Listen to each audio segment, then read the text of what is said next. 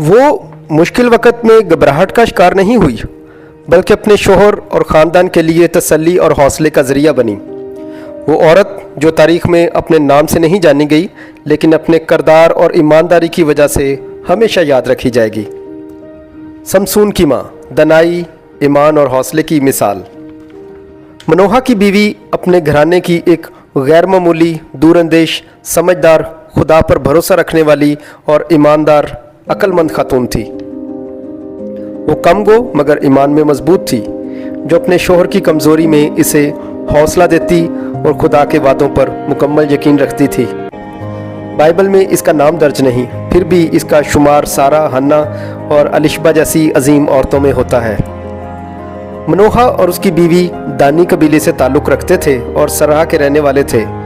वो एक खुदा परस्त और दुआगो जोड़ा था, लेकिन फ़िलिस्तीनियों के जुल्म सितम में ज़िंदगी गुजार रहे थे।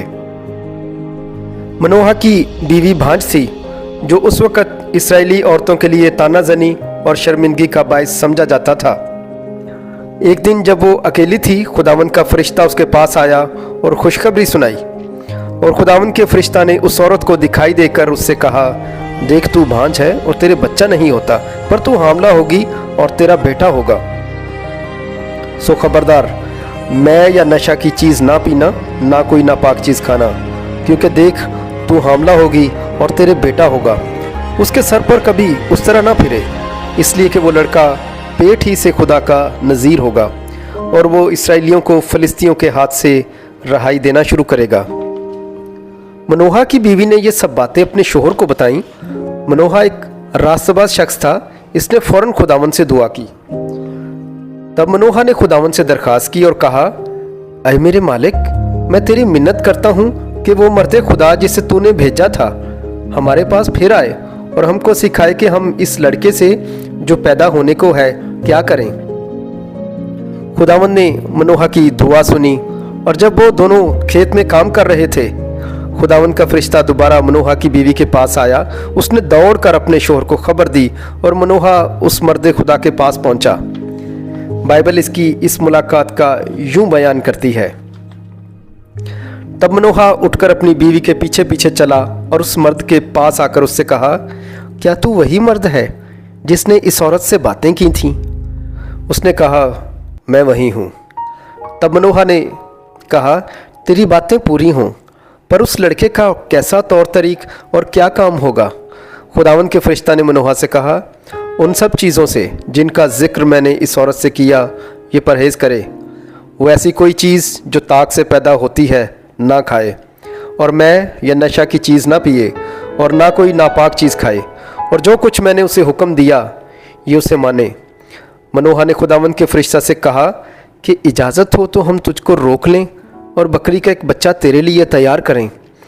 तब खुदावंद के फरिश्ता ने मनोहा को जवाब दिया कि अगर तू मुझे रोक भी ले तो भी मैं तेरी रोटी नहीं खाने का, पर अगर तू सोख्तनी कुर्बानी तैयार करना चाहे तो तुझे लाजम है कि उसे खुदावंद के लिए गुजराने, क्योंकि मनोहा नहीं जानता था कि वो खुदावंद का फरिश्ता है। फिर मनोहा ने खुदावंद के फरिश्ता से कहा कि तेरा नाम क्या है, ताकि जब तेरी बातें पूरी हों तो हम तेरा इकराम कर सकें।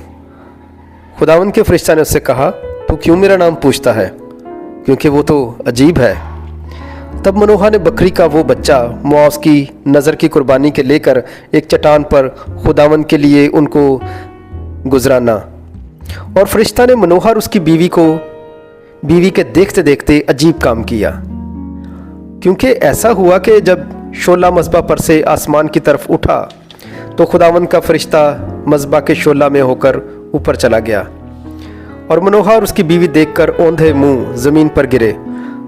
पर खुदावंद का फरिश्ता ना फिर मनोहा को दिखाई दिया ना उसकी बीवी को। तब मनोहा ने जाना कि वो खुदावंद का फरिश्ता था, और मनोहा ने अपनी बीवी से कहा, हम अब ज़रूर मर जाएंगे क्योंकि हमने खुदावंद को देखा।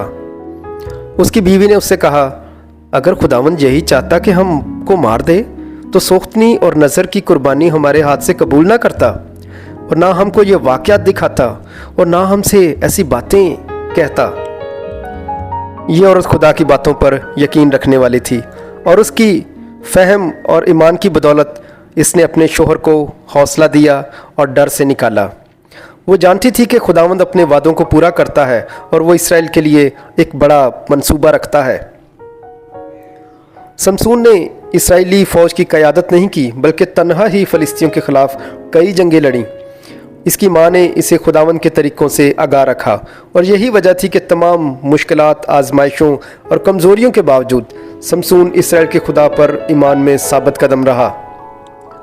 जब इसने एक फ़लिस्ती लड़की से शादी की, ख्वाहिश ज़ाहिर की, तो उसके वालिदैन ने सख्ती से मुखालफत की, क्योंकि वो जानते थे कि खुदा ने इसे इसराइल के दुश्मनों के ख़िलाफ़ चुना है।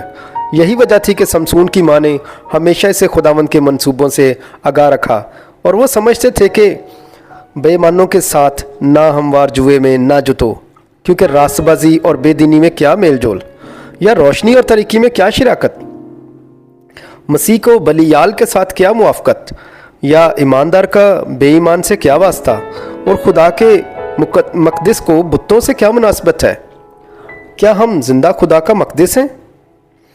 चुनाचा खुदा ने फरमाया है कि मैं उनमें बसूँगा और उनमें चलूँ फिरूँगा, और मैं उनका खुदा हूँगा और वो मेरी उम्मत होंगे।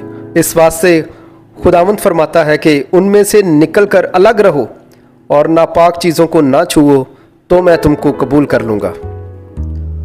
समसून की माँ की तरबियत ने इसे एक दिलेर और मजबूत बनाया, जिसका जिक्र कज़ात की किताब में मोमिनीन की फहरिस्त में किया गया है।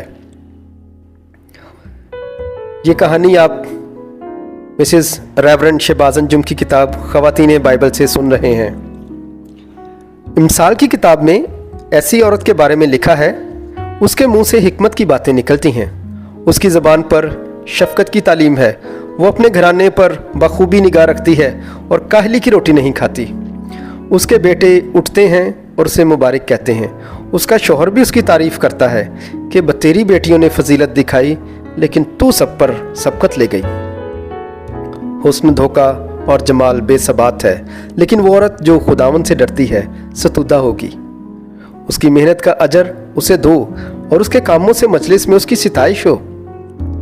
हम आज के दौर की औरतें समसून की माँ से क्या सीख सकती हैं, और हम भी खुदावंद के खौफ में दनाई, ईमान और हौसले की मिसाल बन सकती हैं। जिस तरह वो मुश्किल वक़्त में घबराहट का शिकार नहीं हुई, बल्कि अपने शोहर और ख़ानदान के लिए तसल्ली और हौसले का ज़रिया बनी। हम भी इसके नक्शे कदम पर चलते हुए अपने ख़ानदान और बच्चों के लिए बरकत का बायस बन सकती हैं। इसका ईमान, हिकमत और खुदा पर यकीन आज भी हमारे लिए एक मिसाल है। वो औरत जो तारीख़ में अपने नाम से नहीं जानी गई, लेकिन अपने किरदार और ईमानदारी की वजह से हमेशा याद रखी जाएगी। ऐसी बेटियां रोज़ रोज़ पैदा नहीं होती। शुक्रिया।